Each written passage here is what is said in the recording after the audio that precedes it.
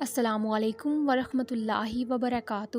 خوش فہمی کے سلسلے اتنے دراز ہیں کہ ہر اینٹ سوچتی ہے دیوار مجھ سے ہے۔ عقل مند سوچ کر بولتا ہے، بے وقوف بول کر سوچتا ہے۔ حضرت امام علیہ السلام نے فرمایا، مذہب سے اگر انسانیت اور خدمت نکال دی جائے تو عبادت باقی رہ جاتی ہے، جس کے لیے رب کے پاس فرشتوں کی کوئی کمی نہیں۔ ایک دنیا بیٹیوں کے لیے ہونی چاہیے جہاں صرف اور صرف نرم دل لوگ ہوں۔ برا چاہنے والوں سے مت ڈرو، بس یقین رکھو کہ 70 ماؤں سے زیادہ چاہنے والا تمہارا رب کبھی تمہارا برا نہیں ہونے دے گا۔ کسی کو کسی سے کوئی فرق نہیں پڑتا، ہائے مگر سب اداکاری کمال کرتے ہیں۔ قدرت نے کس کو کس سے کب ملوانا ہے، اس بات کا فیصلہ وہ خود کرتی ہے اور دیکھنے والے دیکھتے رہ جاتے ہیں۔ اللہ بہتر کرے گا، یہ وہ الفاظ ہیں جس سے انسان کی آدھی پریشانی دور ہو جاتی ہے۔ کوشش کریں کسی کے آنسوؤں کی وجہ آپ کا لہجہ یا رویہ نہ بنے، کیونکہ گناہوں میں سب سے بڑا گناہ کسی کے دل کی آزاری کرنا ہے۔